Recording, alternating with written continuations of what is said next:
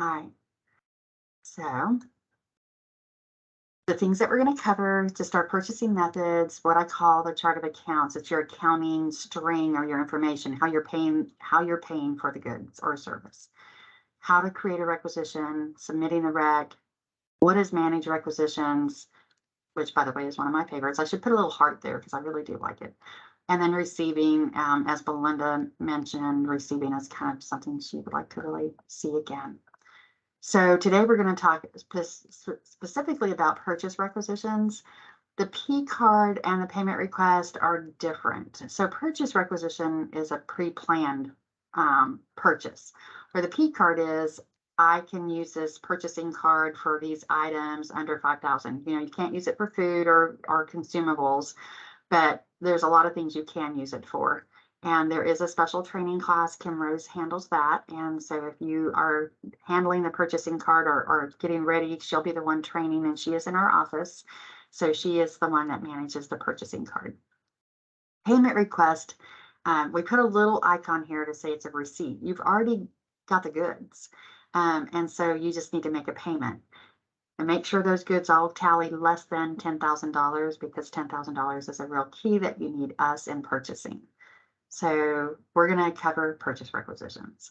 They're used to generate a purchase order. So a lot of people in our departments are saying, I'm going to create a purchase order. You're actually creating a purchase requisition. And then down the road, it will generate a purchase order through our office, through purchasing. It is a contractual and binding agreement that has terms and conditions. So the page 1 or 2 will list all the items and or services from your quote. And as Candace mentioned earlier, she's also going to be doing bids, and I do bids. So our purchase order may reflect the solicitation number and a few other key terms that we want to point out on a purchase order. In general, the purchase requisitions are used for purchases greater than 10,000, but there are some exceptions. So reimbursements, honorariums, stipends, those can be handled through a payment request. And the controller's office actually has a payment request matrix of some of the things. Memberships, I think, is another one that is on the matrix. So it could be more than $10,000 and you can use it. So just get familiar with their payment request matrix. It's very helpful. Food items.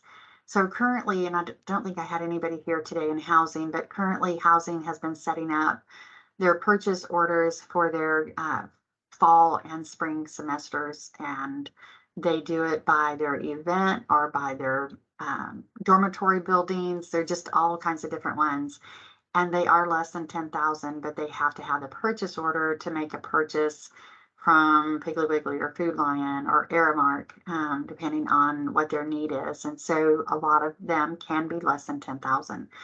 They have to have it because the vendor or the supplier requires that they give them a purchase order. They won't let them walk out of the store and pay them later. So of course, purchase orders are like that. So purchases less than 10,000 when it's necessary. And I just wanted to cover about the definition of a little bit about a purchase rec.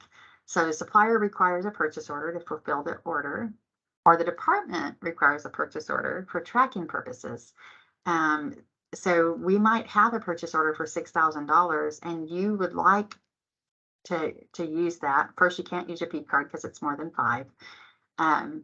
But you can't walk out of the store with it either because, we have to have it for the vendor. And then the other is sometimes we have departments that need a small $500 purchase order so that they can track their encumbrance and pre-encumbrance in their general ledger. So that's where it's an internal decision in the department if they are going to have purchase orders less than.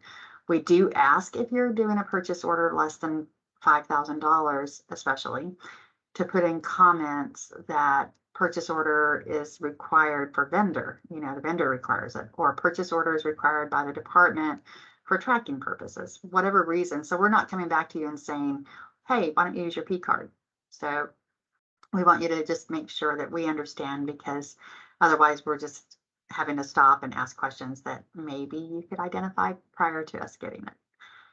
Okay, so assets. Assets over 5,000, but maybe they're less than 10,000, still require a purchase order because we do, as a university, track all of our assets.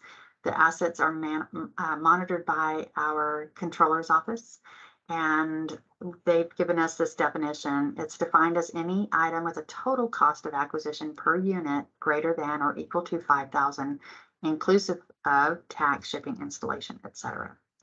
And then controller's office is the authority of all asset approval. We also have to have purchase requisitions created for radioactive materials. Brian Bagg in our health and safety department area is the one that monitors all our radioactive purchases. Construction related procurements, those are still handled.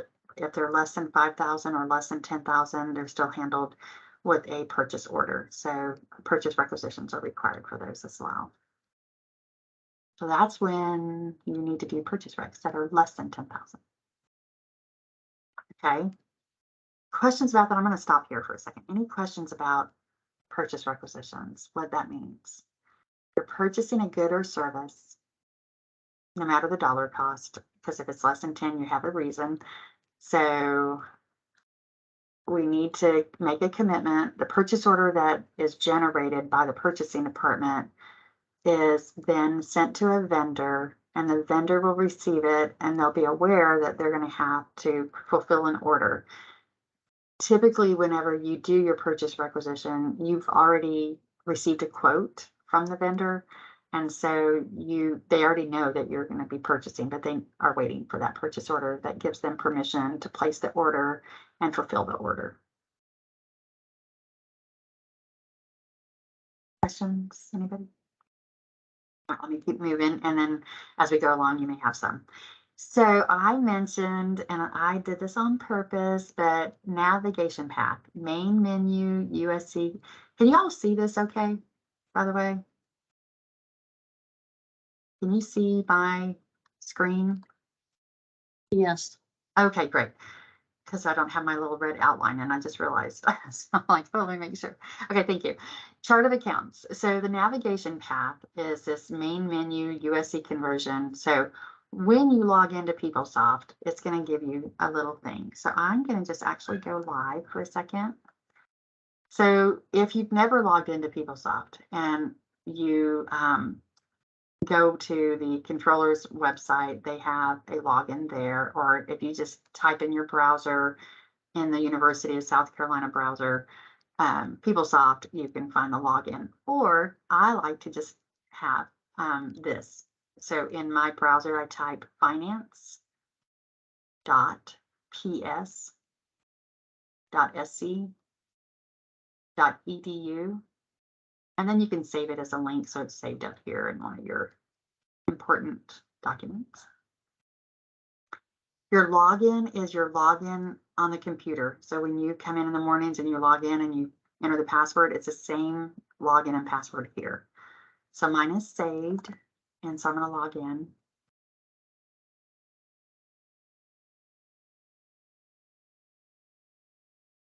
Just thinking. Hopefully our PeopleSoft's working this morning.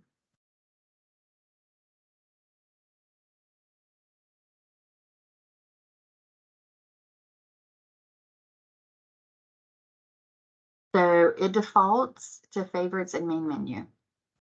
And as I mentioned earlier, this is the beginning of my breadcrumb or my navigation path.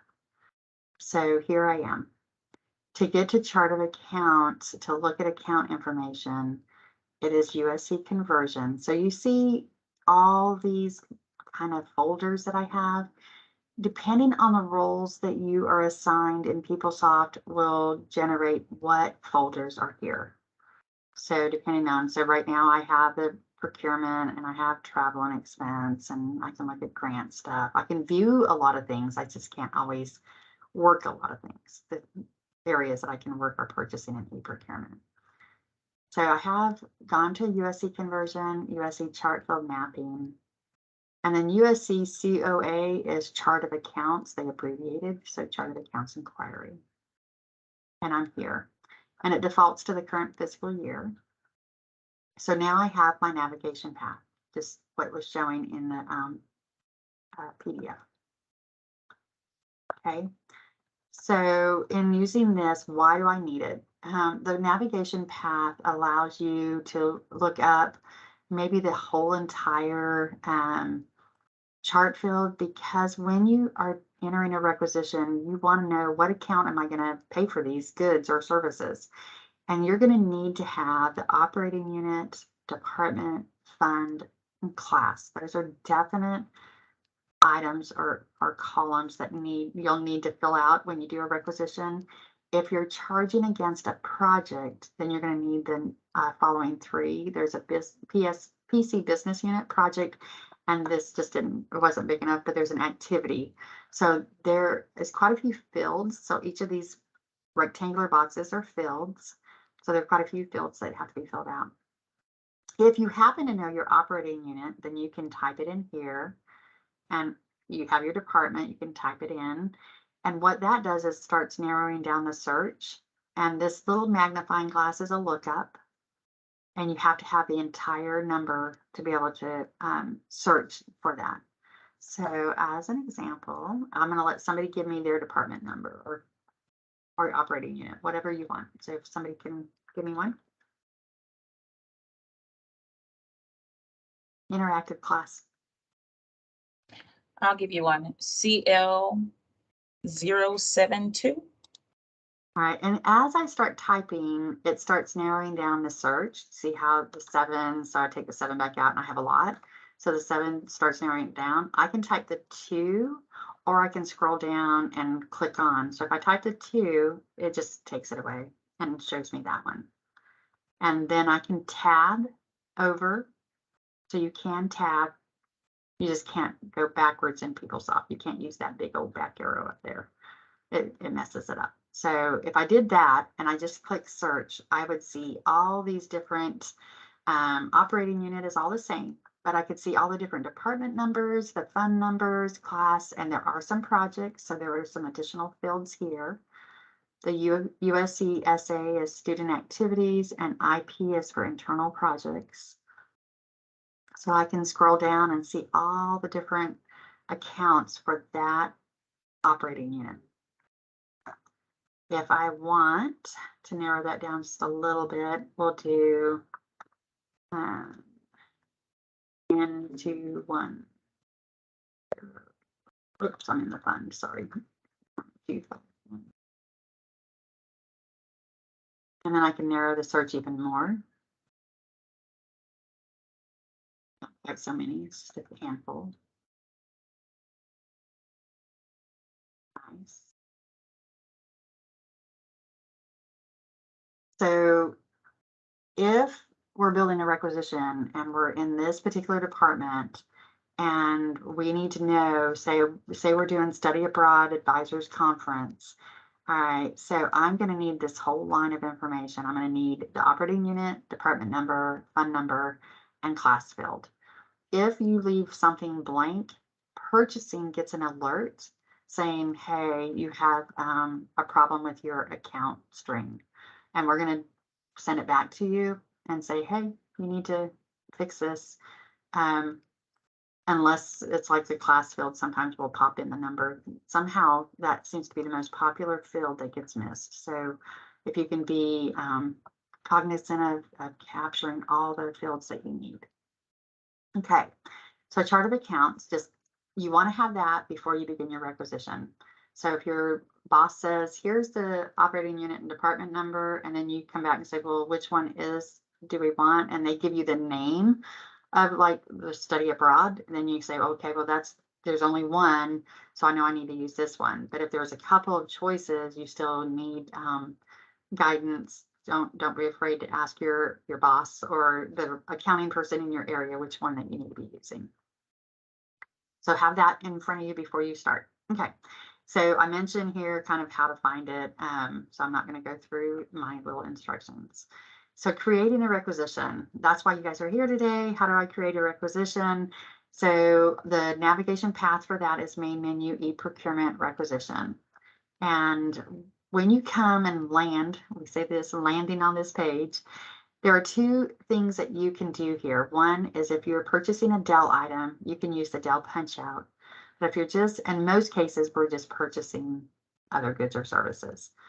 The Dell punch out, just briefly to explain that, means if I click that, it will take me out of PeopleSoft and it'll take me into Dell's catalog. And then I can build my quote. And at the end of that, I hit submit and it will pull all that information and all the lines into my purchase requisition. Kind of cool. I wish we had more catalogs on there, but right now we have Dell. So purchase requisition, we're going to click on these blue words are a hyperlink to something, you know, and we ask that you don't use these others, just these two would be the ones that you would use. So we're going to click on purchase requisitions. And when we do, we're ready to build a requisition. So I'm going to talk about a few things, but I just want to show you if a couple of things here. So hopefully this will give a few other tips.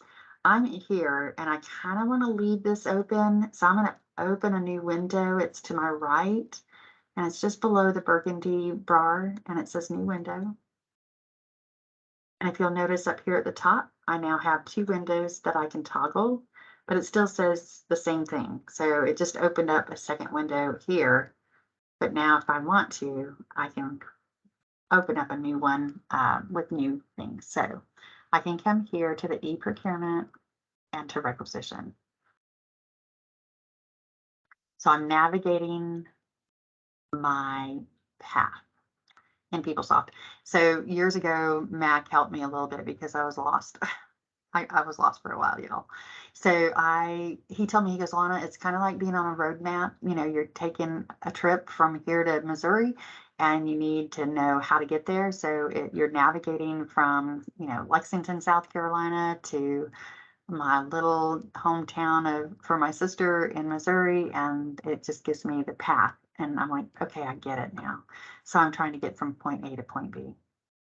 So when I click on purchase requisition, it now comes into creating the requisition, and this is creating the first line of my requisition. So if I have a quote that's 2 lines, I'm going to fill out this particular list of fields. Each of these are a field. I'm going to have to fill those out twice. I have a shopping cart up here. Right now it says I have no lines created. So I need to understand all these lines, what ones need to be completed and what I need to do. So we're going to kind of go through that. So we definitely want the item description. And the item description, it does stop at 254 characters. But if you have a really long description, we have a way to work around that a little bit in another area. You can add into comments. So this is exactly what it reads on the quote. I can't tell you how many purchase requisitions I might get that say Dell, or it has a furniture company name. Basically, I'm getting the company name. So how many of these have a company name? And I'm like, I'm not buying the company. I need to know what I'm buying. I need to tell the vendor, the supplier, what am I purchasing? Yes, they have a quote, but I don't tell them anything except for maybe I'm buying furniture, I'm buying computers. We've got to be more definitive in this section here. So it tells us item description. The price is the unit price of the item, so it's not the total for that. So here you're going to give a unit price. We're buying several MacBook Pros. There are 11 that we're going to purchase. And we give them the description of 13-inch laptop, 8 GB RAM, 256 GB. I know it seems a lot, but I will tell you now that the PDF file of a quote that you might get, you might be able to copy and paste it into here. Now, if you have a hard copy, you may have to be typing a lot. So, but you can, copy and paste if you have a PDF copy or a Word copy. And some of our quotes actually come in Excel, and that's okay too. So you're going to be attaching the quote later. But right now on this page, we want to enter the description, the price by unit price. The quantity is 11. And we're going to talk about category a little bit and then due date. And what does that mean? So let me kind of come here. I'm going to skip a little bit and I'll go back to those pages. Creating the category. The category is critical in determining, by selecting the category, it determines if something's taxable, if it's going to be receipted. And so those things are very helpful. It also determines your account code. When you build your requisition and you enter your accounting information, the account code is one code you don't have to have because your category determines that for you. So we have a find button and a category tree. So here's the find button, and we just basically click on the magnifying glass, and it's going to take us to a lookup. And we look up by description or by category. And I prefer description just because I know I'm buying computers or I'm buying furniture or something. So I give a general information. And we're going to walk through this in a minute. I just want to give you the screens here. In a computer, I have to decide, is this a regular computer? Like the price was $11.90 for 11 of them, but the total is greater than $5,000. So is it an asset? I'm going to select the laptop computers because the unit price is $11.90, and so it is less than $5,000 per unit price. So laptop computers would be the one I would select.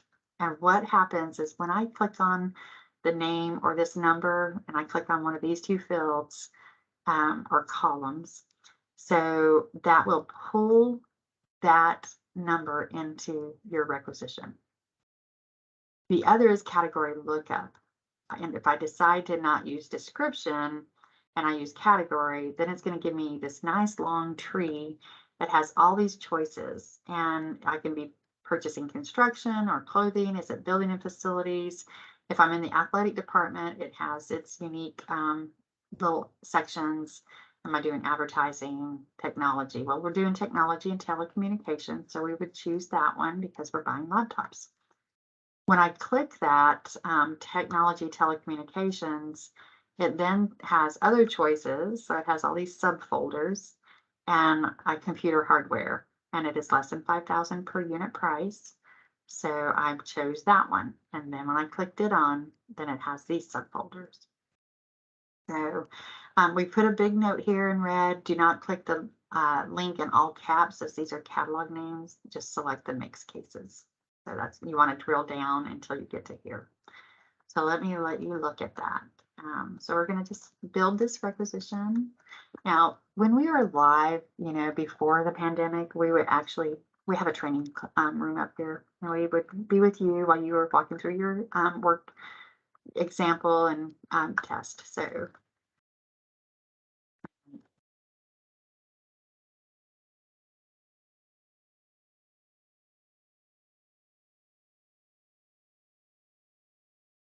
So I need to go to my find or category lookup. And the nice thing is when you hover over something like that, it will give you a little name. So I don't know if you can see that. It's a little small. Let's see if I can go bigger. Category lookup when I hover over it. And the first one we did was description. So I just switched to that. And then I type in laptop. I want to find it. So I'm going to hit this is a button in our technical world, find button. And I have two choices, and it's less than. So I would choose that, and it pulled it right in. So that's how that one works. And then if I want to do the other by category, I can type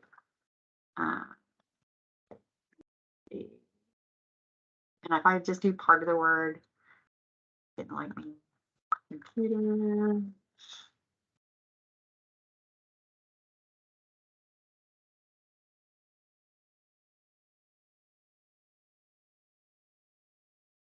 Make sure which one we picked. Yeah, so my little catalog is not liking me.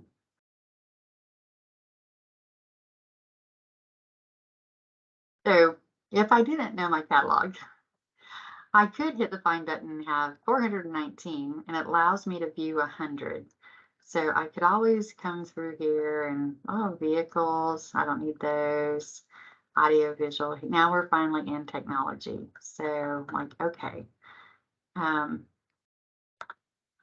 can scroll through. There's tons and tons. As you can see, we have 419 categories. So it's quite a few.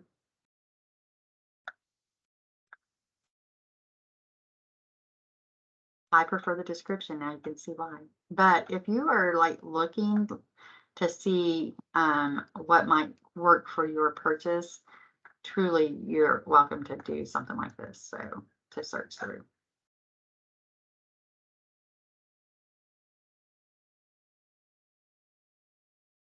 There's our radioactive that we talked about earlier. When you hit find, you will get that whole list. So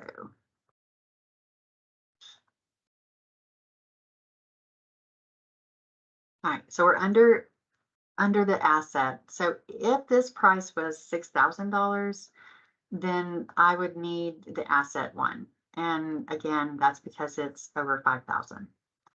The supplier that I'm purchasing it from is Apple, but I don't know their ID or I know their name, but I still don't.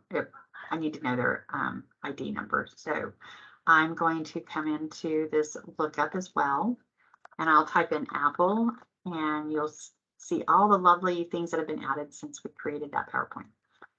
So I want to view all, so I can just kind of scroll through all the apples. And I have lots of Apple Spice, Apple Catering, Apple One, Employment, Apple. So I look at the line, Apple Incorporated, Higher Education, Sales Support. Yep, that's the one I want. So I'm going to click the little box or circle, and then hit select, and then this will pull it in also, and it pulls in both the name and the supplier ID. So far so good. And due date. What is the due date? So the due date seems to trick some people up. The due date is the date you expect delivery or the end of a project. So, so for instance, with Candace's projects, her requisitioner is submitting a requisition, or they're going to say this project should be completed by May 2023, and they'll select a date. You can either type in the date or you can select a date. We expect these MacBook Pros to come next month at the end of the month. So we're just I picked the calendar. I'm going to say September 30th, and it pops in the date here for me. If you don't put a date here, it will default, the system will default to 30 days. And we want it to be a true date. We also do blanket orders, and we'll talk about those in a minute. So I built this line one. I actually do know the supplier item number, so it's item number 332233. Okay, so I'll enter that supplier item number. The information on that supplier ID, item ID, will actually populate in the description of the purchase order along with this description here and the price and the quantity. Lana, you have a question in chat. I'll let somebody, would you like to read it for me? Yeah. Is that the only place you can look up category codes in PeopleSoft? That is the place if you're building a requisition, but there is a query that is out there in the world of PeopleSoft that you can have. So queries are also another option for us, but and you're welcome to keep it in the chat or send me the question later, and I can put it in the chat box of this class, and I can put the query there. But queries are another area. So if I were to open my new window, because I don't want to lose what I'm working on. And by the way, this will time out after 28 minutes. So if you're working in a requisition and you know you're going into a meeting in 10 minutes, you might want to wait till after the meeting to do it. So query search is another area that we have. So this would be the navigation path. And I've saved a few favorites. So categories is one of them. And I can just download it. So let me throw this in there for y'all. And that way you'll have it in the chat. Final question. So you said that the system times out. So you're not able to save and have a event number or a number created, and then you can go back and pick up where you left off? Not until you have your accounting information in there. Okay. So the accounting information has to be entered to be able to do that. So let me throw this in the chat.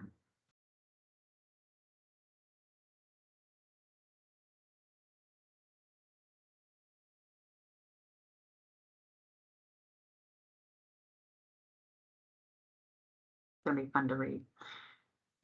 That's like 102 when you, or maybe even 201 when you get into queries. But it's a good question. That's probably one of the quickest ways to do it. Okay, so creating the requisition, we have the laptops, we have the category number, we have a due date, use the due date and the item details. I explain why. On blanket orders and purchase orders, grant projects, they typically have a finite expiration date, but it might be, 9 months or a year and a half. So they'll put in their date there. And then I explain how to do this. So let me go back. I wanted to go back to those other pages. So this is just buying MacBook Pros or, a specific item. We are at the point, and we've kind of passed creating new requisitions for blanket orders for the fiscal year, but I do get a few during the year. So I had one the other day for August 1st instead of July 1st. So, and I'm sorry, you guys didn't get the new one here. I have a newer one. Sorry about that. So this one, blanket purchase order, it would say fiscal year ranges from 7/1/22 to June 30th, 23. And blanket orders are used pretty much to buy repetitive supplies throughout the year. So I used an example in one of my classes of like our facilities department might be buying a bunch of toilet paper, or campus rec or athletics. They need all this toilet paper for the campus. And so instead of creating a requisition 100 million times throughout the fiscal year, they do one requisition, maybe to Southeastern Supply, and they do this requisition to this vendor, and it might be for $50,000, but they cannot spend more than $5,000 in a 24-hour period. So that blanket order, it's not usually used for consultants, it's not used for musicians and things like that. It's really typically for what we call MRO supplies, but they're just miscellaneous supplies.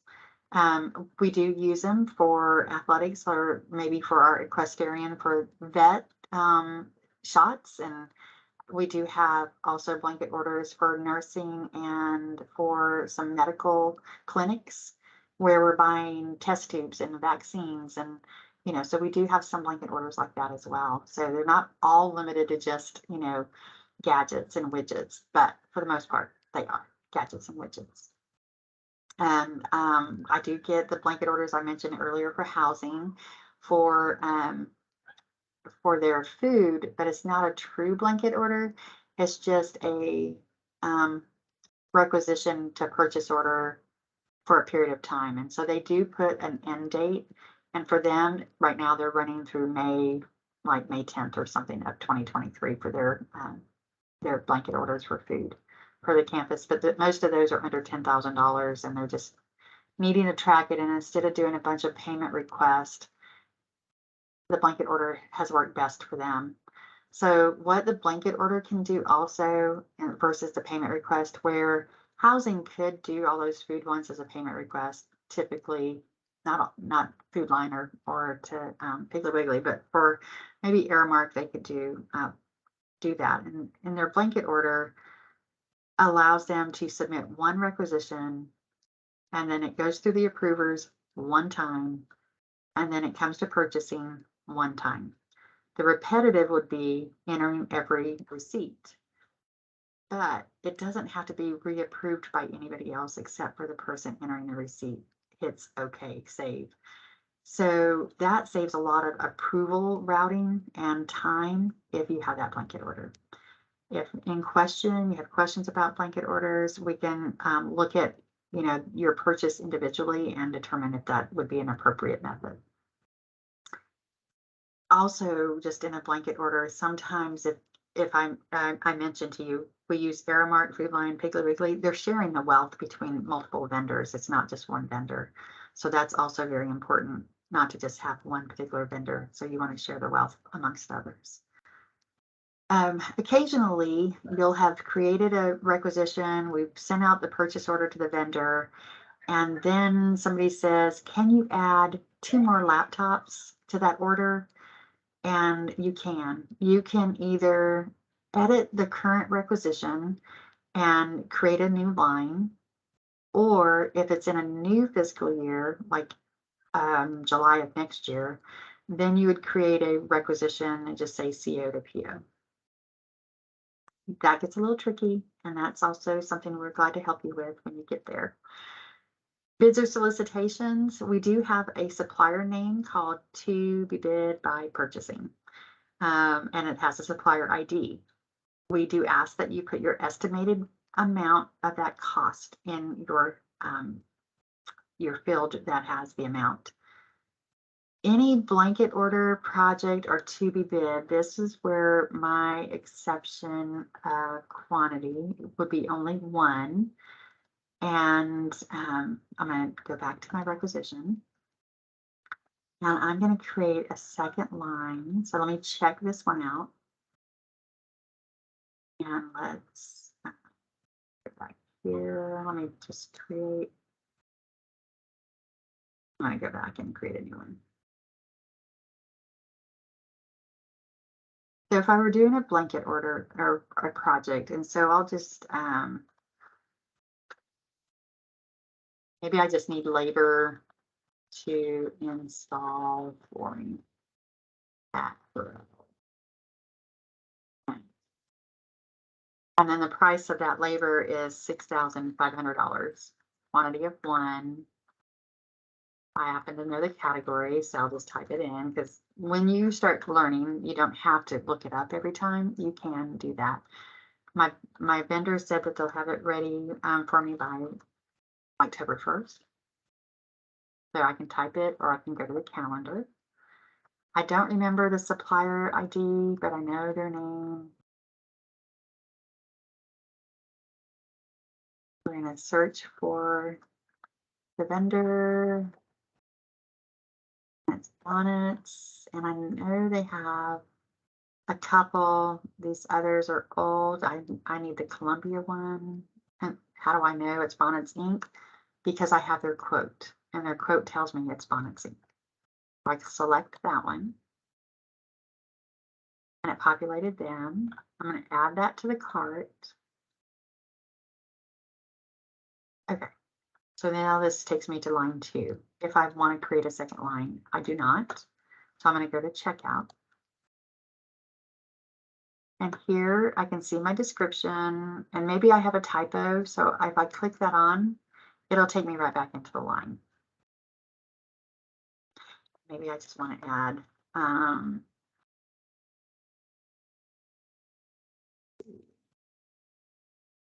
to match listing.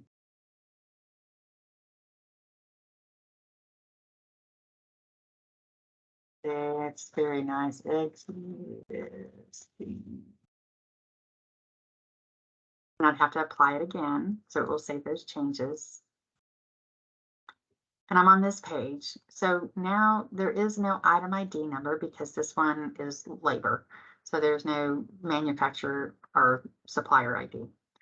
It has a quantity of 1 for $6,500.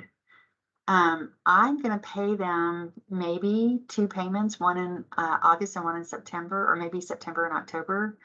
So I'm willing to do that because this is a small company, and we want to be fair to our people. So when we have a project, we might be making multiple payments. And if it's a project for grant funded, or it's construction, or it's just like this one is just a small maintenance goods and service.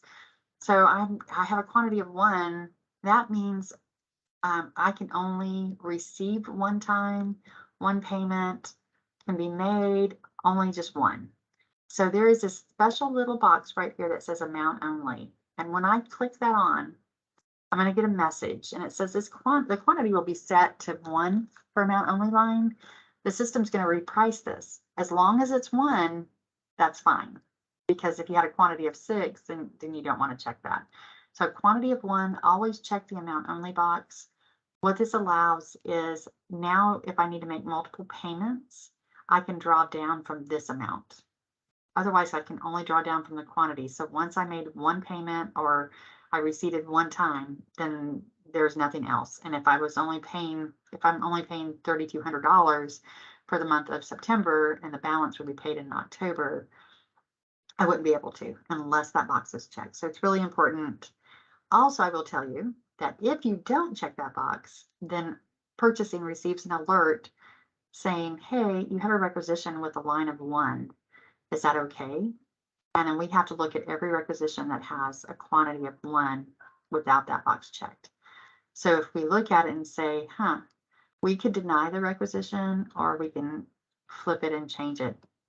So anything that has labor, installation, projects of any kind, blanket orders, and it has a quantity of 1, be sure to check the amount only box. That's really important. Questions about that? All right, so we have also comments and add right here, and we want to add the quote and we want to add comments. So maybe I want to tell them it's quote number 3100. Maybe it's all long. And I do want that to be printed on my purchase order. So I'm going to click that box. And I need to add the quote. So I'm going to come here. And this goes into your own personal computer. It's not coming to Lana's. It's coming to yours. So I'm going into mine. And I just maybe save it as a download. So I'm going to look here. And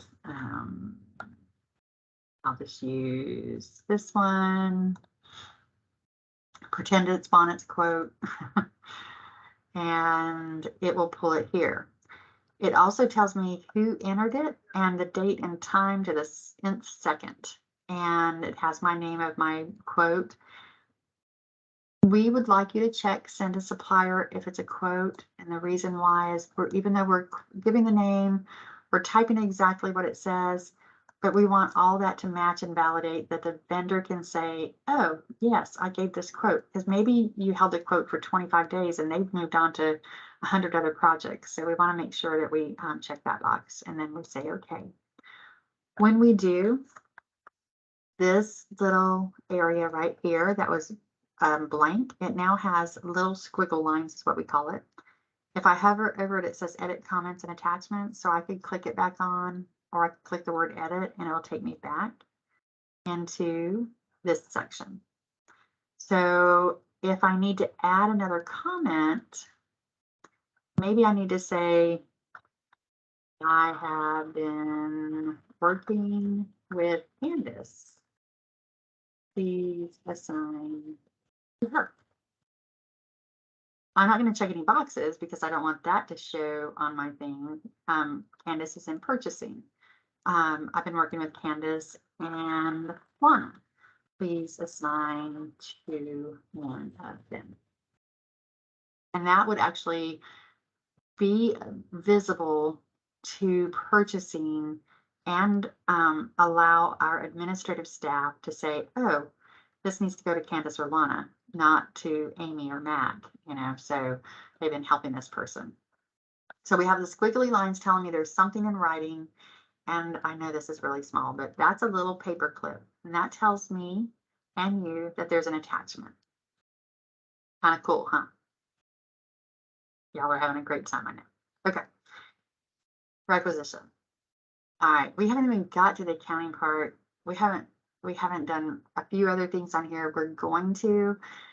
So I want to name this requisition, and it's bonnets. And this is my personal preference. And if your department has a certain way, I will say for facilities, they always put their work order number there, and then they may add something else. For IT, for the Columbia IT campus here, They have these spill work order numbers that they use, so they put them there. Me, I don't. So bonnets, and it's for Dean. Okay, so maybe I just name it that. The only time this field is used by our facilities department in construction.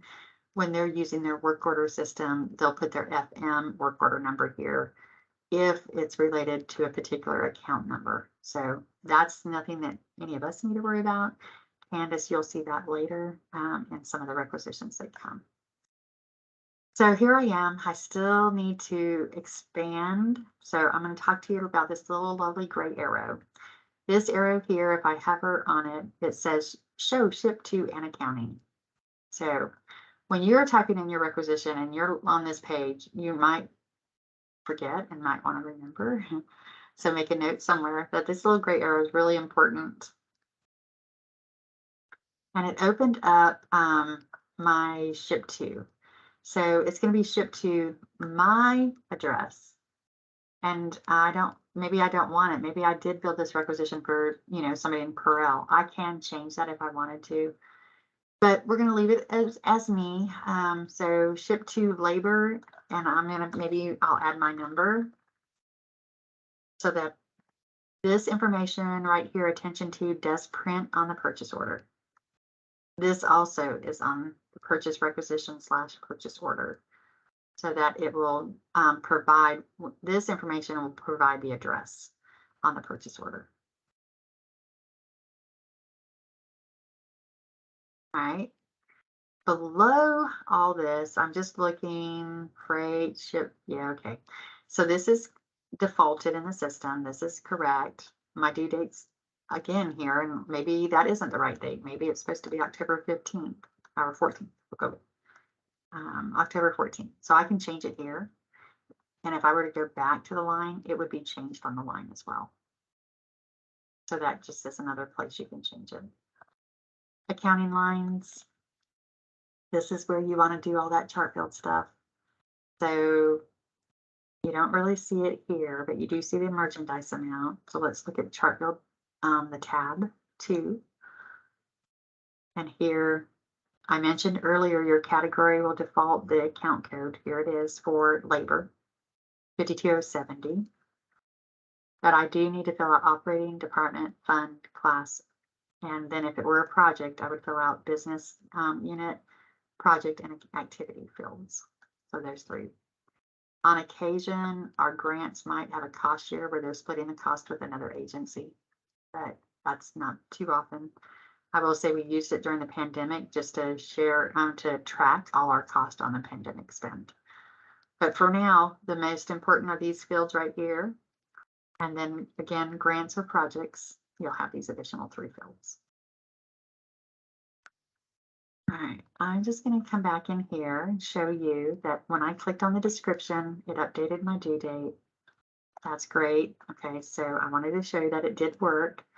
What if I put this on hold? Say I put the account number in, I have it on hold because I'm getting a revised quote. And so the revised quote comes in, and once it does, then I can add my second line by clicking that, and it is, and I'm just going to do easy materials.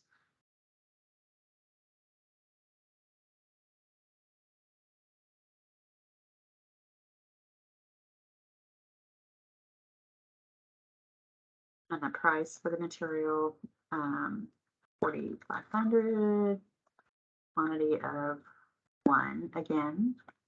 And then the category for flooring, not sure what it is, so let's look it up. And we're going to go to description, floor. If you notice, it doesn't matter there. I don't know if I have a floor one, but we're going to look. Flooring supplies under building. So when I click that on, it's going to pull in that other number. It'll pull that in. I don't remember my bonnet's ID number, so I should have written it down maybe, but I didn't. I do know their ink. See if that will take it without a comma. So you can type the whole name and kind of really narrow down to just the 1 line. And it pulls it in. I add that to my cart. I'm ready to check out. And it didn't apply. It did. I just have this open still. Okay. So I now have two lines. I have the material and the installation. Again, it's materials and it's all grouped together. It's a quantity of one. So I'm going to check my amount only box. It's going to ask me, are you sure? I'm like, yes. So now I have a quote at $11,000. This particular vendor is on the university term contract. So here I might put a justification or header comment. I can put contract information here. I can come down in here and put for the approver. So I can list additional information and I can list additional comments and attachments. Approval justification, Dean Smith requested new flash replacement.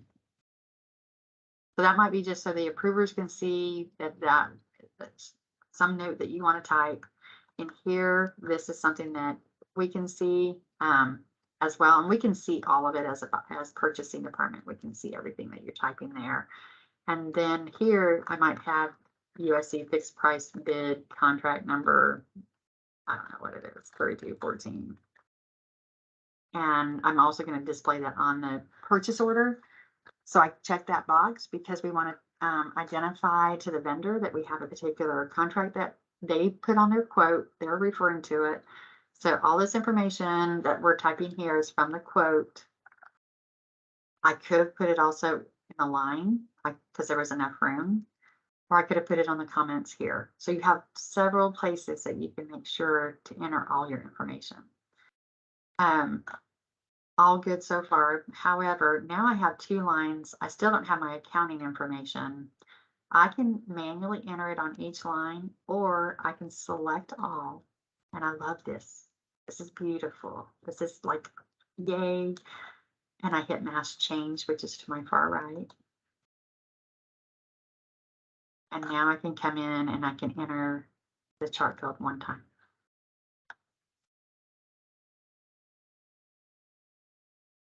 Gotta find one. We want the unit. And I need purchasing. I'm trying to remember it.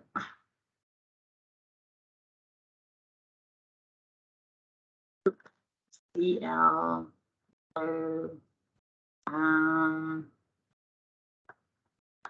See what we are. Oh. And if I keep scrolling down, well, we're going to pick somebody else. Okay. So we'll just pick University Health. And then I'm going to pick one of the departments. Oh, nice. It's probably not going to match. And funding A00001. And I pop that in. When I do, I'm going to need class.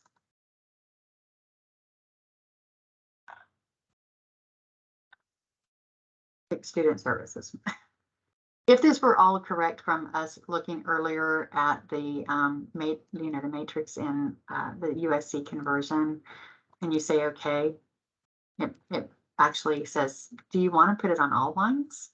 Like, absolutely, I want it on all my lines.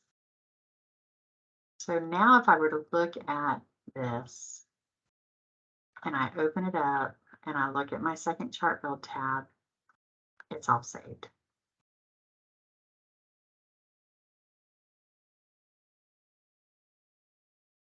Y'all haven't asked the question, what if?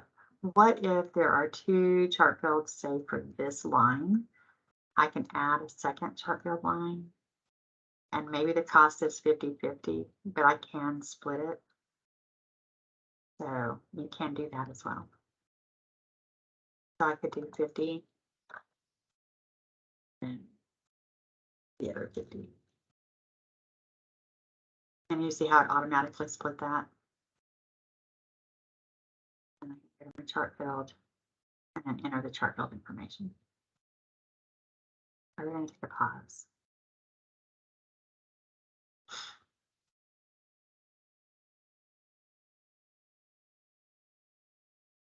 All right. We're back. So, questions? Y'all have been so quiet.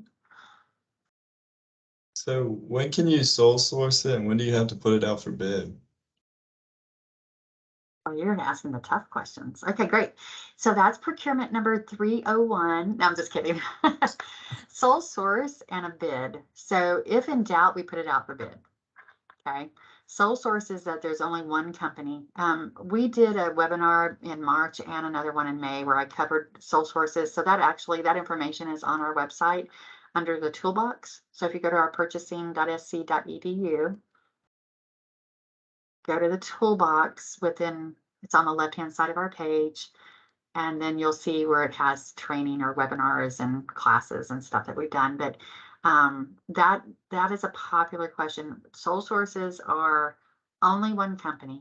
I mean, you just have to go there. So I mentioned earlier the word why. I would ask that question, why?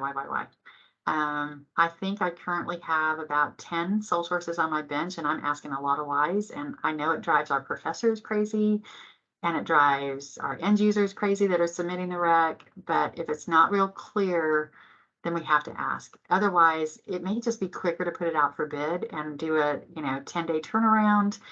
And I'm talking about small dollar amounts. So in our purchasing world, we can go up from 10 to 25,000 with 3 written quotes. But what if there's not 3 vendors, and maybe there are 2? That's definitely not a sole source. If I Google and I find more than one, it's not so say you send the requisition in with a justification for a sole source, and I go out and Google and say, well, these other 5 companies have the same thing. So help me again understand how this one's unique. What makes this the only vendor that can perform those services or provide the goods? And there may be something really unique, but in my little finite mind of not understanding your world, I may need more explanation. So it's not so much because you guys, I will say our end users have all the technology and understanding of their areas, and I don't. And so sometimes you just have to, I like to tell people, put it in English for me so I understand. So we're the one we were doing earlier. I mentioned the ocean one, and we were doing headphones for wells and stuff. And I was like, there are headphones out there everywhere. So what makes this headphone different and unique? And of course it is. And I know that, but I just don't know what it is. And so I needed that to be pulled out of their information. When you go to our tool, really quick, when you go to our tool, when you go to our toolbox, there's also in there a justification form for sole sources. Yes, Quinda. So if I have a professor that wants to order specimens, salt water, and they hand me one quote, I have to go back and ask them for another one? If it's over 10,000. Okay. So over $10,000 requires 3 written quotes up to, and that's if you're up to 25. So between 10 and 25,000. We have to have 3 written bona fide quotes, and we go into that also in those webinars and that material. So I'll let you pull through that. Yep. Okay. And I'm happy to take a call later on it. I'll be happy to walk you through for anybody on those, because I know a lot of people are new and we're just like, what do I do? So we do have thank goodness we did do the training earlier this year. In 2019, they allowed us to do the 3 written quotes and not go out to bid as long as it's between that 10 and 25 for goods. Okay. And there's some other tricks and stuff in there I'll let you read up on because it's kind of cool. But now you're out to bid. If it's over $10,000, we have to go out to bid if it's not already on a contract that USC's already pulled together, or if it's not on a state contract. So state contracts are also addressed in the webinar that we did back in March. And then our USC contracts are also addressed there as well.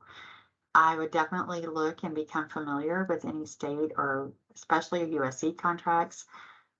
We have a situation yesterday that came to me, and we actually have what we call a program management consultant that can be added on during the term of the contract. We can add more consultants. So there are some unique things about some of our contracts that allow a little more information or new contractors or vendors to be added. Those are called fixed price bids. My flooring contract that I'm handling now is a fixed price bid, which expires at the end of the year. So we'll be putting a new one out and allow for new vendors to come on board.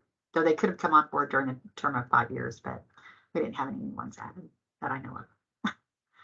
Good question, Zach. Good question, Brenda.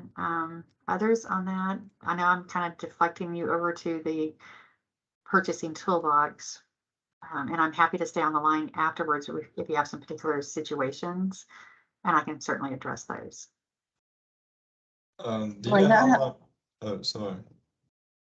That's okay, Zach. Lynn, I have a Zach. quick question. Yep. I'm at Upstate, and is there anywhere that I can find a listing of where it says what the operating fund is, the department codes, and that account number, whether it's office supplies or air conditioning supplies or just whatever? Is there a list somewhere that I can find that breakdown? Yeah, so the category query that I put in the chat box, Yes. when you download that particular category query, they have in there, like they'll have the category number and then it'll have the account number and it'll tell you if it's taxable or non-taxable. So it gives you a little bit more than just the category number. And then Tammy can walk you through, or even I think Barbara's still there in your accounting area. Yes. Yeah, they can help you with all the account information for your campus. Okay, great. Thank you. You're welcome. Zach. Yeah, I was just wondering how long your bid process usually takes. So the good news is we hired Candace. That's yay. That's a plus. We have another buyer. And we have out on our policy and procedures page how long everything's supposed to take. Granted, everybody's been very understanding that it's taken a little longer because of all that staff moving around that I mentioned. So if it's under $10,000, we're supposed to have the purchase order cut within 3 days. If it's between 10,000 and like 50,000, those items are non-protestable. And so we can turn those around once we have a great solid solicitation package that the buyer has gone back and forth with the end user and worked it out. But once they posted it, it can be like a 10-day turnaround. So up to the 50. Now I'm doing one right now that's up to 50, but they needed a site visit and the site visit added more time. So it's not a 10-day turnaround. We typically open our bids for goods and services on Tuesdays. We have a bid clerk that handles that for us. And so, say my 10 days is on a Friday, I'll flip it over to Tuesday. So it might be a couple extra days. Okay. If it's larger than that, we can be up to 60 days, but typically 30 to 60 days. Now, IT sometimes takes longer because they ask for demonstrations. So we're adding another probably 20 to 30 days. So there are some that take a little time, but the longest period of that is really building your solicitation, and that meets the procurement criteria as well as the department needs. Good questions. So when you do your requisition to be bid, you have that supplier to be bid by purchasing. You're going to enter your estimated dollar amount. And then what happens with that is once it goes through all your approvers, it comes to our workbench, and then Clarissa and Kristen both receive a notification and they'll assign a buyer. And then you'll know, because she sends an email to the buyer and the person that's on the requisition, that this has been assigned to Lana or Candace or Mac or whoever in our department. So you'll know who you can be working with and try to coordinate schedules. Isn't that great? We're getting better. Other questions while we were paused?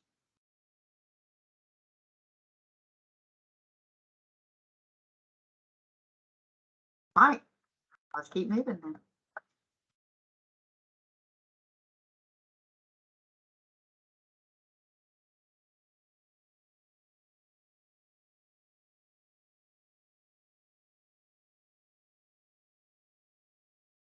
All right, we've already gone through some of this.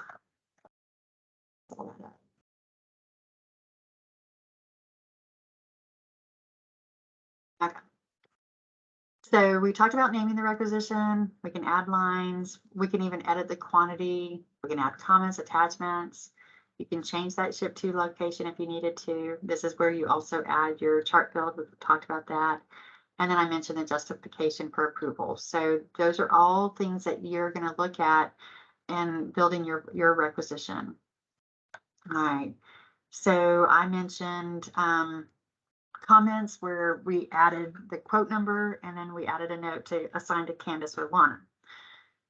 What I haven't mentioned yet, which is really important, is when you're building your requisition lines, you're building the lines to match your quote and what you're buying. Freight is not a purchase of an item. We're not buying a freight line. The controllers asked us 7 years ago if we would make sure to cover this in our class, that we want to just put in comments. And so that's why I'm showing this on this particular page. Add $50 for freight, or 35, or 210 and 11 cents, whatever it is. Put it in your comments, and you don't need to check any boxes. This is a note that basically the buyer will see it, and the buyer will then apply it on the back side of the purchase order under our freight charge. We have a separate line that we add the freight. The reason why is this is not a purchase item, and it throws our accounts payable office off a lot if they're trying to figure out how to match up their invoice to a quote and to the PO. So freight is taxable in South Carolina. Some people are surprised by that, so I'll let you guys have that surprise right now. So when we apply the freight, it is going to be taxed. The only time we don't apply taxes on a purchase order is if it is research equipment and you have submitted to the controller's office. It's Douglas Bailey, and he will help you with a form that would have to be attached to the requisition that says, remove the taxes. I had a question. Who's asking? Me, Quinda. So if the freight is already added into the quote, do we take it out and put it here? Yeah, typically the freight is like added over by the subtotal, and sometimes it's added at the base of your lines, but it's not usually a line item. So Okay. yes, yeah. And if it is a line item, still take it out. Okay. So, but normally it's not a line item. I'll see it in subtotals, and sometimes we all miss it, and we just have to go back and edit our purchase order and add it. And we can do that, so no panics on that, because we can go back and add that. But Okay. we try really hard to capture it all and review the quote and review your comments so that we're making sure to catch everything. Okay. Okay, great. All right, and we talked about add attachments. So when you've built your requisition and you have your chart filled in there, you can hit save for later, and it'll assign your requisition number at that point. Your requisition number begins with a 1, and there are 10 characters long, 10 digits. And your purchase orders begin with a 2 and also are 10 numbers long. So save for later, you can do that. If you're ready, though, to save and submit, you'll want to budget check. And when you check this budget, this little thing here will allow you to do it. It will say valid. If it's a project, like a sponsored award project or a grant project, it's potentially possible that might not be valid. So be careful. Make sure if you're doing any of those type purchases. But typically, you should be valid. All our general ledgers will accept the chart field. So you're ready to save and submit. Wait. I want to see who's going to approve my requisition. So if I see preview approvals, and if you happen to see my name or somebody in purchasing, you might go, quantity of 1. Let me go back and look, because it will route to us first so it saves all the approvers from having to if they approve it and then I deny it at the end. We don't want to do that. So we want to make sure, so you can look at preview approvals to see who's in the approval routing for your particular chart field. That's what that is. So that checks who's in your routing for chart fields. And if say somebody, it's a hot ticket item and you're trying to get it done, you can at least go to the first person and say, hey, I just submitted this requisition. You should have received a message saying it's ready. So some people turn off their notifications and some leave them on. I turned mine off early in PeopleSoft because I get a lot of emails already and I don't need extra emails. And I actually will go to what I call the work list. So let me pull that up. I have a work list. You have a work list, and it's right here. So if I click that on, and I'm not going to save my changes, sorry. Bye, bonnets. So they're gone. Here's my work list, and I can see that I have 45 items listed in my work list. I actually have some that are in error, and they're having to clean them up in a SQL program. So they're running them. But my latest ones are last, so I get these. And I will show you. So I have a requisition. Somebody submitted something that has brought an alert to me. So I know to check these, and I check them a few times a day. So here we are. I'm looking at someone's requisition. First of all, I see their budget's not checked. This looks like a pretty new person because I don't recognize the name. They're doing for imprint. So the good news is they have all their lines I can tell already. And they have setup charges, which is like labor. And so I get these alerts and they hit my bench. So I have to look at each one. And then I have to determine, is that one I push back or is that one I keep and keep it moving forward? So just know if you have a quantity of one, it's going to come to me or Mac or one of our other staff. This is Horizon Sensor Cell Replacement. I'm not sure what that is, so I'm going to just look at their attachment. And if it's just they're buying truly a quantity of one, then great. But I'm going to look at their quote. And I see that it looks like it's labor material all in one, 5150. So I'm okay with that. I'm okay that they're doing one line, but they really should have that marked as a mountain. So be careful to mark a mountain because those are the ones I get to look at.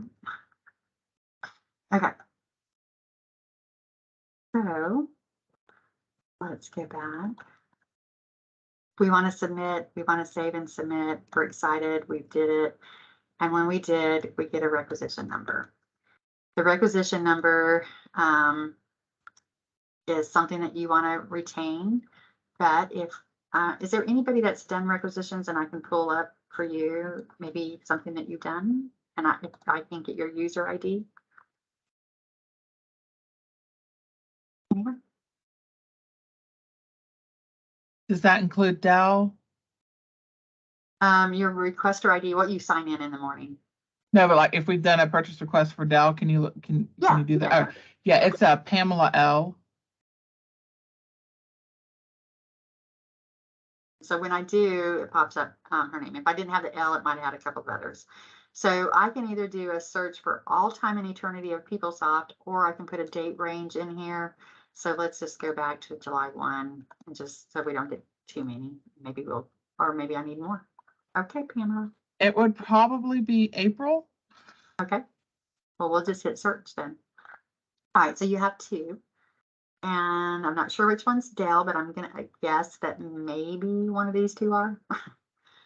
So let's take a look. I'm going to expand. So if you notice, when I did her search for all the requisitions she's done, I then got two requisitions pulled up.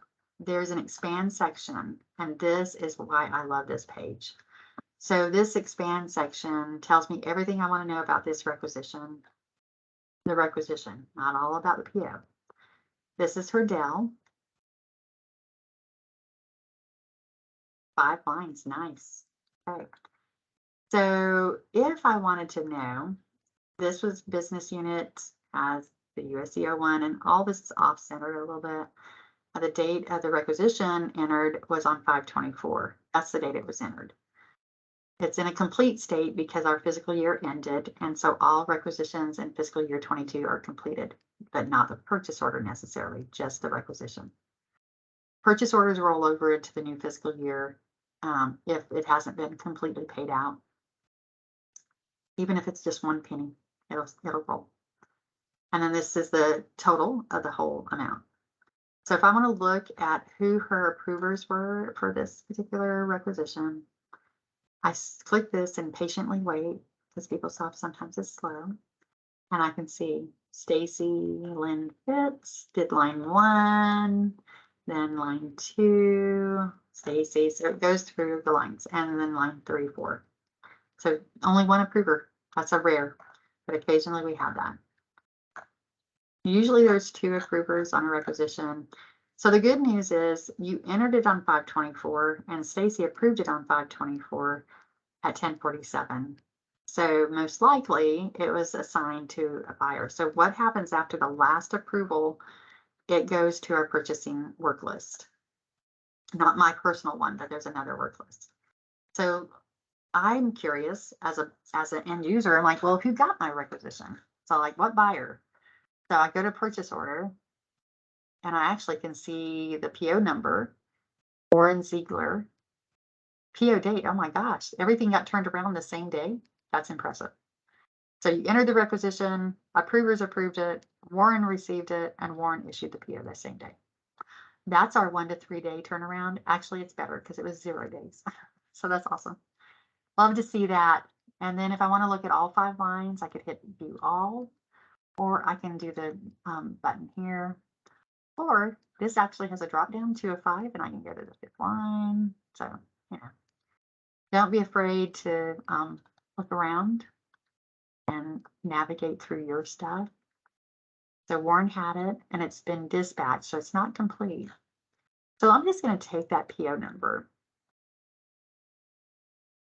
I'm going to open up a new window, and this is not in your instructions. This is one of my extras I'll tell usually at the end of class. But there is a way that you can look at your purchase order always. This is what I call purchase order inquiry because it says purchase order inquiry here.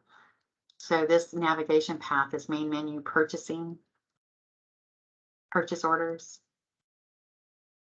review purchase order information, and purchase orders. So I just, when I came here, I pasted in the number that I got from my Manage Rec page, and I just wanted to take a look at it. So I'm searching it. I'm like, okay.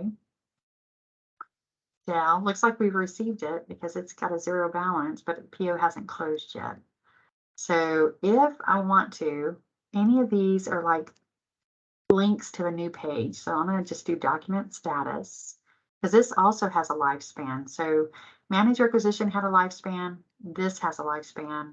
There were 4 vouchers, 3 receipts, 4 payments.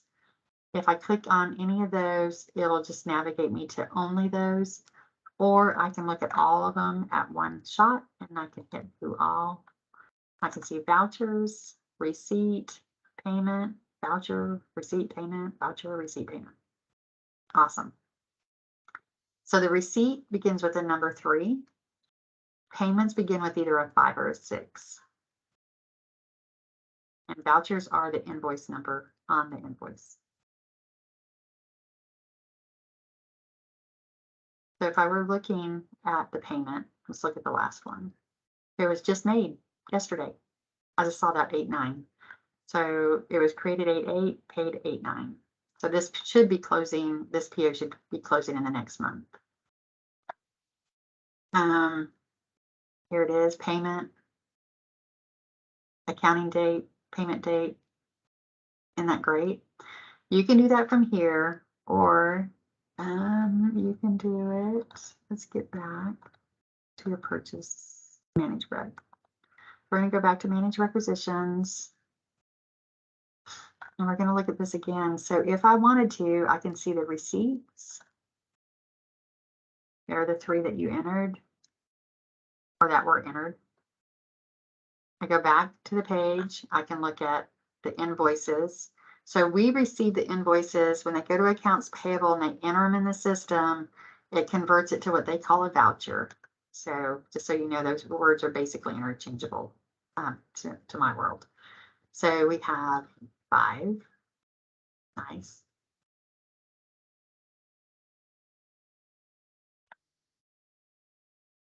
Receipt number, voucher number. So all those are there.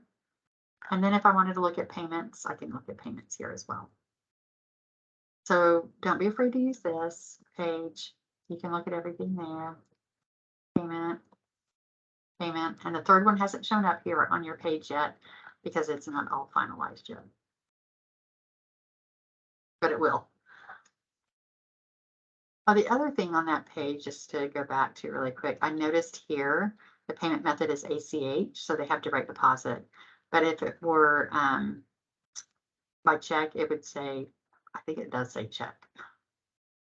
So direct deposit, which is quicker to get, you know, your money. So that looks good. So you have that.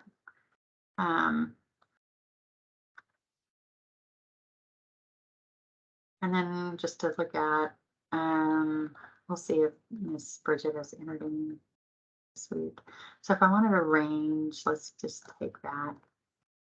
So here we have some in this fiscal year. I was hoping to find a couple. So we have this one, and this says pending and PO created. So these are different request dates, right? So she's entered these requisitions this month, and we have this one. I expand the, click the arrow to expand. I see the lifespan of my requisition. Right now it's in approvals, so I can look and see where it is. Like, okay, what's the status of this particular requisition?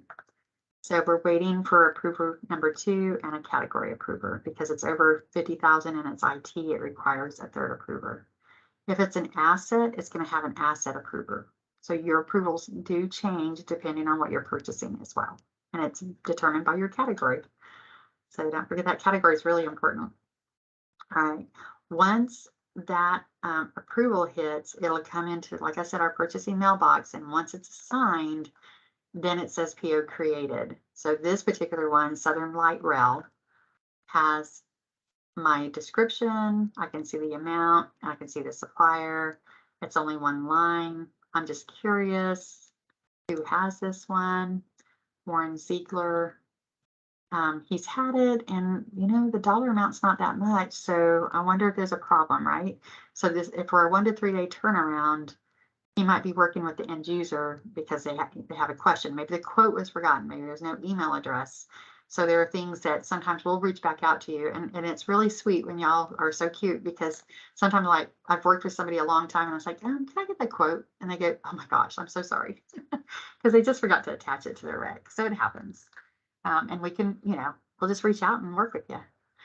It's not a do or die. We can certainly work out with you. So this is less than 10,000. One quote's all they needed. Over 10,000, I have to go, okay, are we putting this out to bid? Is it a state contract? What is our procurement method? We really want to look at that. So I'm not looking at it right now, but it's possible that it's a state contract, or it's possible we have it on contract. So, manage requisition, also select action. You can cancel one, you can edit it. So say I wanted to edit that particular requisition, I would just click edit. I'm going to say it's pending approvals. I'm not going to do anything, just so y'all know, but I just want you to know that you can on your own, you can edit and come in here. Says line whose budget status is or error warning. That's okay. Nice quantity. Check the amount only box. Looks great. This is a rush. I guess she's telling her approvers. And if I come in here to her comments, then I can see all these things. I would not check this box. We typically on this uncheck it. She's told us here she would like us to receive this even though it's a service. Supersedes a different PO. It is a sole source. Send invoices to. So she's telling really like that doesn't need to be checked because the purchase order doesn't need all that information. The buyer does. We need to know that in purchasing. And then also here, if the quote is attached here, I would have checked one of those boxes. She has her sole source memo entered and she can view it, edit it, add. She could delete it if that was the wrong one. And she can also add more if she wanted to. So if she realized now like, ooh, you know, that's not right, she can do that. She's built hers so that we should be able to see her chart build. All entered. And again, she checked her budget, it's valid. And then I can look at preview approvals. And I'm not going to because I don't want to mess with it. So you could check that too. Okay. I have a question. Yes, ask me. So, I'm going to relate it to skis because that's where I'm more knowledgeable Uh-huh. at.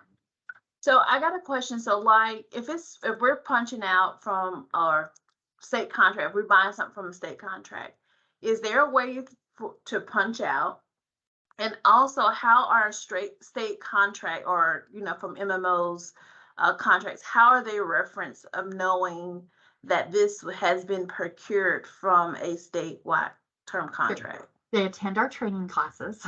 Okay. And we have in the webinar that we did in March and the other one in May, I don't know if I covered it in May, but in March we covered state contracts and tell them how to get out to the state webpage so they can search contracts. And it is experience and training. And we are supposed to be doing a business manager training class. Not sure if it's starting this fall or in the spring, but we'll also cover that for business managers again. So we do a lot of training. We have training on our website. And we do talk about state contracts on our purchasing website. And it is truly, Candace, as you know, going out and getting familiar with them and just searching, what do they have? What kind of products do they have? And we can certainly do that. So in a state web page, when you're here and you just want to look at goods and services and you want to see what they have, then you can just kind of scroll. And we give you that link on our webpage. Yeah, I'm familiar with those. What I'm saying is in PeopleSauce, how Right. is it referenced that we've procured something off Yep. of the state term contract? Sure. So versus say, in say if I'm PeopleSauce. purchasing a bus, I hope I'm not, but if I'm purchasing a bus and I come in here and I see the state contract number, and that's this one, right? So in my requisition, say if I had one, I would go in, under the justification, I would make a note of the state contract number. And Okay. that way, we would validate. So say the requisitioner got a quote and it's a state contract. They would pop that in. They're going to say, let's print that on the purchase order. And then when we as a buyer get it, we validate that that contract is valid and that it's still accurate and that this item can be purchased from the contract. Okay. So typically, if the department has already determined who they're using, say it is Dell. Dell we know is on state contract. Apple is on state contract. So those ITs are on state contract. And you can search for those, put that contract number in. But your quotes should say state contract, but I will say that some of the quotes don't. And you just have to ask, what's that state contract number? Again, in our classes, we help you with that, but state contract, we would, for purchasing, we need to have the state contract number. And if you don't have it there, then our buyers are also trying to determine, especially if it's over 10,000, is this a state contract? Is this, where did you get this from? So they might be reaching out to the end user saying, to Bridget or Greg, hey, I got this quote, but I don't see a state contract number. What's our procurement method? Because you only have one quote. And, are we doing 3 quotes? Is it on state contract? How can we help you? So, but we do ask if it's on state contract or it's a USC contract that you put the number in your justification or header comments. Gotcha. Thank you. Yep, you're welcome. And when you do that, then it pops over into the purchase order too. We'll see it there. All right, manage requisitions. So I love this page because it is your tracking of your requisition. It's not tracking your purchase order. So some people get a little concerned at the end of a fiscal year when they say, well, my PO's closed. No, it's the purchase requisition that's completed. The purchase order may not be closed. Remember, if it has any money on it, it's going to stay open unless you ask us particularly to close a purchase order. So if you have purchase orders that need to be closed that have a little bit of money on it, or sometimes the pennies are off a little bit or whatever with taxes or freight, then you can certainly email our purchasing mailbox and ask us to close a purchase order. And I just kind of go through and here in your handout all the information I kind of covered. So don't forget the drop down. You have select action. You can also view printable. You can look at your requisition and view printable. The last thing that I wanted to cover is receiving. So in PeopleSoft, if you're buying goods like Dell or Apple, if you're purchasing those are tangible goods. So tangible goods are taxable, and they're also receivable. You have to receive those. So receiving in PeopleSoft is a three-way measure to determine if you've received all the goods. And so the example that Pamela had was we saw that she had receipted, and it was 4 or 3 different receipts. So she didn't receipt everything at one time, which is great. So she receipted partial. Maybe she, in this example that we used earlier today, you have 11 laptops and 5 come in 1 month and the other 6 come in 2 months, a month later, then you're going to receipt twice. The receipting is it's a control measure too. So when the receipting's on a particular requisition / purchase order, accounts payable can't pay it unless you receipt. And so if you don't receipt, you get a match exception email saying, hey, you need to go receipt. We've got your invoice. Well, if you don't have the items yet, don't receipt it. You get the email over and over, but don't receipt it until you have all the items that you're expecting or that you want to make that payment. So if the lines on the purchase order, receipt, and voucher don't match, payment cannot be made. So it is required on the purchasing of all goods, but not on services. So we do have a couple of departments that like to receive all their stuff. IT is one and facilities is another. They like to be able to receipt on everything they buy. They want that accountability. So I'll use a construction project, for instance, and say it's $1 million construction project. We don't want it just to arbitrarily pay. What if the contractor sends in for half of it and we have an 18-month project and they send in, $500,000 on the first invoice. So we definitely require receipting on projects for construction, and we do require receipting for IT because they want to be able to control what's being paid. So if you need that, that's a comment that's put in the comment section saying receipting required.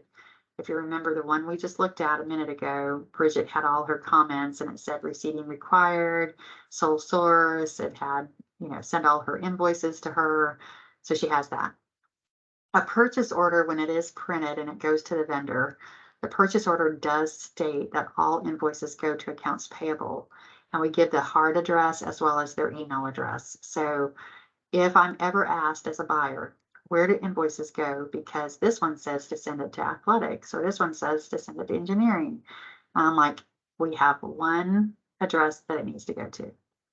And that's, the accounts payable department. If it's upstate, they have one address, and that's their accounts payable. If it's Aiken, one address, it's theirs.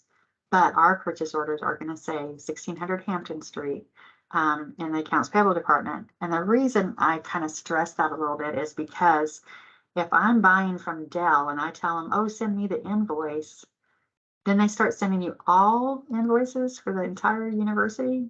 You don't want that. We want them all to go to accounts payable. We have a net 30 to have payments made. And, if they're not in any kind of question or any issues with them, they need to be paid. And so if the controller's office has those, accounts payable has them, then they can monitor and make sure that the system is making the payment if allowed. And if not, you'll get the email saying, hey, don't forget to receipt. So receiving is just a way to say, I've received all the goods. So we have another navigation path. Main menu, purchasing, receipts, add update receipts. It defaults to this, and you can just click the add button and it will create your receipt number for you. You don't enter anything there. Just click add. And here I pulled up, I'm gonna go bigger. Oh, that went real big. Purchase order ID. We entered that ID number. All these fields are empty. So if you're a new requisitioner, make sure these fields are all empty, because sometimes whenever your role gets set up, they might have your ship to and ship via or one of these filled in. And when you hit the search button, it will not come up. So you'll need to make sure these are all clear. Once I hit search, it told me I had 2 lines. And I'm like, yay, okay. And I'm purchasing this example is furniture. So I'm purchasing some desks and I had labor for installation. And then I want to receipt on everything. So I'd hit select all. And when I do, it brings up both lines. Well, in this case, I had 15 desks. So I didn't click the quantity amount only on the page. I left it at 15, but my labor, I did click amount only. So it's going to look like this. This is open. Now, if my invoice says I received 10 of the desks, I would override 15 and put 10 because that's what I received. And say they want to charge half the labor, $600. I can override the 1,200 and type 600. That allows a change. So that would draw down from the balance of your purchase order. So so the next time I come in to do receipt number 2, it would only show me with a balance of 5 and 600. So it takes away, if you will, from the overall encumbrance of your purchase order. Encumbrance being the quantity as well as the price. We're back. So we enter the purchase order ID. It's 10 digits long. As you start typing in, it's searching over 60,000 POs now. So just give it a second, type slow, get those 10 digits in. And if you accidentally do 9 or 11, then it won't find it. And you'll just go back up and make sure you have the zeros all correct and your numbers are all correct. Hit search. You can select 1 or 2 rows in this case, but this case, my invoice said I got part of it. So I hit OK. And then I receipt. Once I've receipted and I'm okay with it, and I change my numbers, I hit save, I'm going to get a receipt ID. The receipt ID starts with a 3, 10 digits long.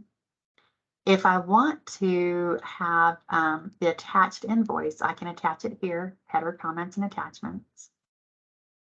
And if I want to put the invoice number, don't be afraid to look here at these tabs. And that will allow me to do the invoice number. So I'm going to go back to, let's look at Yamala. We're going to go back to you. Only 2 pages. And I want to look at one of your receipts and I want to just see how that worked. I want to show a couple of things on that. Hopefully it's not blocked that I can't. So let's get your receipt number. Actually, let's get your PO number. And we're going to go to add update receipts that I saved. I'm going to find an existing one. So I actually have your purchase order number, or I could have done your receipt number, but we'll look at all of them. So now I can see all 3. So add update receipts. And instead of adding a new one, I just want to find what Pamela did on her one purchase order. She has 3 receipts. I'm going to look at the latest one, the one that's pending. And here we could have added the invoice here. So if I click that open, we can add. She does have the receipt ID number.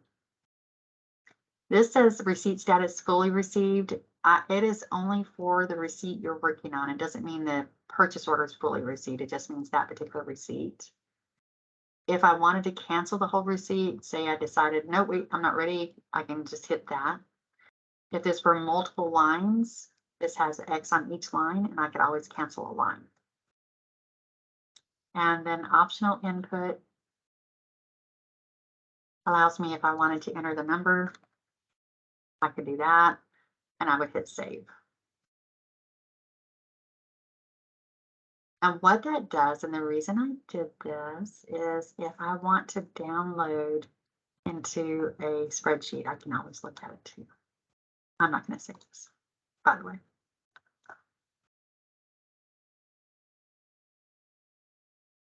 Three receipts. Her earlier one, been paid.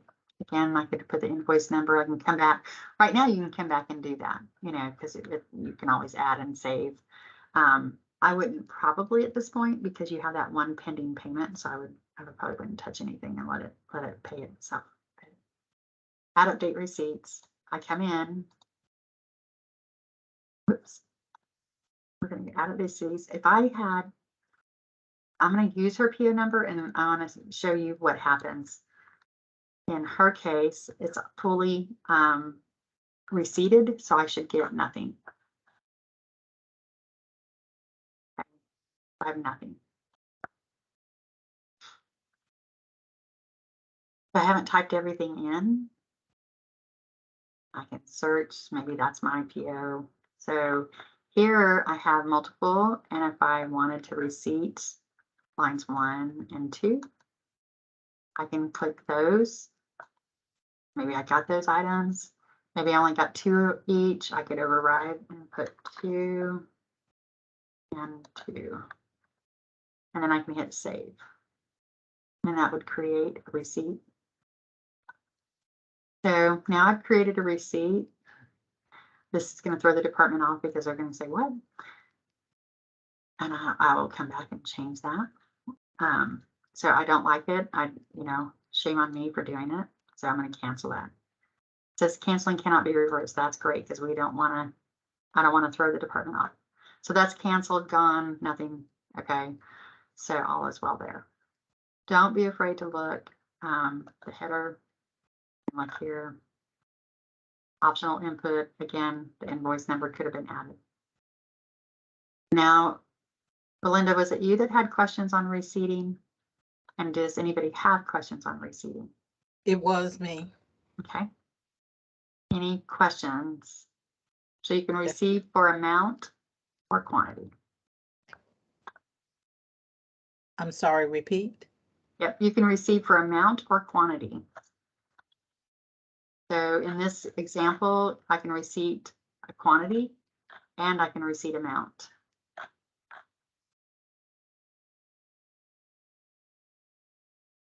So for quantity baselines, you can enter the quantity of the items that were actually received in the receipt quantity field.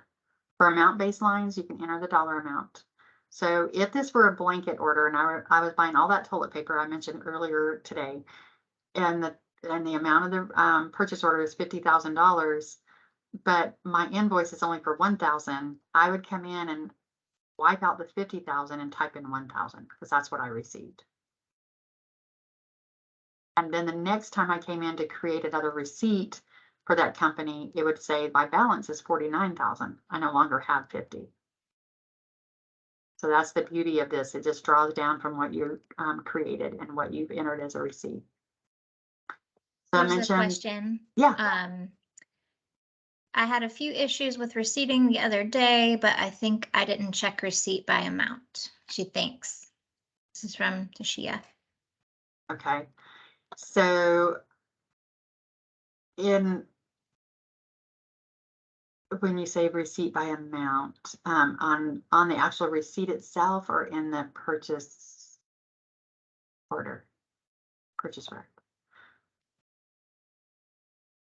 Maybe she can type more. It's in the chat. You can look at that when she was creating the requisition. Yeah, so yes, it's that amount only is really important. Very important. So we try to help catch those when we see that quantity of 1. So if this had been on my alert and it said labor and installation and it was a quantity of 1, either I would override it and fix it unless it's a bunch of lines, or I would ask, you guys to fix it. So, but yeah, and reach out. We're happy to help you, especially all of you that are new, especially. We don't want you to stumble and get frustrated. We want to help you and make sure that, the more you know, the more you can help others in your area, but also the more you know, the better you'll be the next time you do another one and another one. So every time you do one, it gets better. Yes, questions? All right, I'm gonna go back to this. And I mentioned purchase order inquiry. So in this example, oh, it just took me to the wrong page. Let me go back.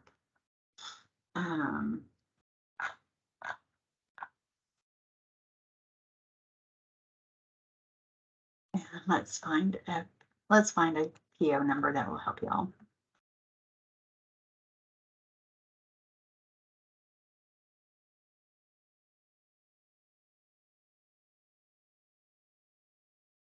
I'm just gonna try to find a blanket one.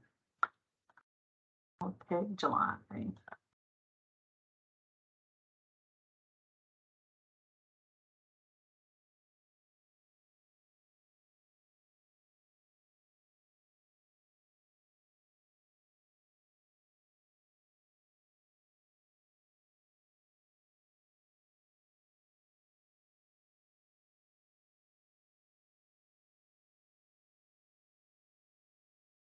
So this one I noticed had a payment at least. So this is purchase order inquiry, and this is what you guys can look at. This is viewing the actual purchase order. You can't make any changes. That's purchasing's role, but you can certainly look at your purchase order. And here, Lana Widener, she's the buyer. And we created a $100,000 purchase. I'm curious to what Lana did. So let me just look at header comments. So we do have a state contract number. That was my justification to get it approved on we have 2-level approvals even in purchasing. So in purchasing, if it's over 10,000, we always have a second person review for us. My description says blanket order effective through 2023. And because it's a blanket order, we have to have authorized users or purchasers. And we list the state contract number so it prints on the purchase order. That looks great, but what I don't know is that right there. There looks like there's been some spend, and I wanted to show you this lovely tool. This is a tip, and this is the extra stuff. So let me do that again. We have under actions on this navigation path, under actions are all queries. So here I want to look at all my voucher totals. I want to look at that query. I'm going to pull up, there's some dots right in the middle of my page. I'm going to look here. I can see that. That looks great. I could actually download it into an Excel spreadsheet. So as this one draws out, I mean, we're only in August, and I mean, we've had this many invoices. So I'm thinking by the end of May or April, they might need more money on this. But he can look, Teddy is the end user, and he can look and say, well, what have I done? So let's do an XML. And I'm going to just, actually, let's do this one instead. So when I create the Excel spreadsheet, it gives me all kinds of lines. But I have 6 vouchers here. And the voucher number, the accounting date of those vouchers, all sent the same day. I have the totals, and if I wanted to, I can, create my little spreadsheet and create my totals. Tells me the account number it's being charged to, project number if applicable, is there any freight, sales tax, use tax, miscellaneous amounts. So I love showing y'all this spreadsheet mechanism. It is in your PO inquiry. And I'm going to close my spreadsheet information, and I'm back to my purchase order. So main menu, purchasing, purchase orders, review PO, and purchase orders. I typed in my purchase order number. When I did, it opened up this purchase order inquiry page. And it gives me this document status, which shows me the lifespan on a purchase order, where on Manage Rec, it shows me the lifespan of a purchase requisition, 2 different things. Okay. And then again, I can see all here. What's been vouchered, what's been receipted, what's been paid. The other last thing I want to show you on this page is activity summary. Our consultant told me this probably about 5 times before I realized how good it was. I have a summary. Merchandise amount, that's my original PO amount or requisition. What's been receipted, what's been invoiced, and what's been paid, and everything matches. That is wonderful. That looks great. If I want to look at the invoice, I can click the tab. And I can scroll and see what's my balance. I have 98,590.56. I can click the icon and go to invoices. If I do the receipts, it's the same thing. What's amount's been received, the balance of the amount on receiving. And again, I can click the icon and see my receipts. And it says a total of 6 up here. So I'll hit view all. Now I can see all 6. If I want to, guess what? I can do another spreadsheet. And I can download that table. So now I have receipt spreadsheet, I have a voucher spreadsheet, and I can just make sure everything's matching. So don't be afraid to go in here and look around as well. Us down the road as you guys start building, and more than happy to share that with you again if you would like. Purchase order information is very helpful.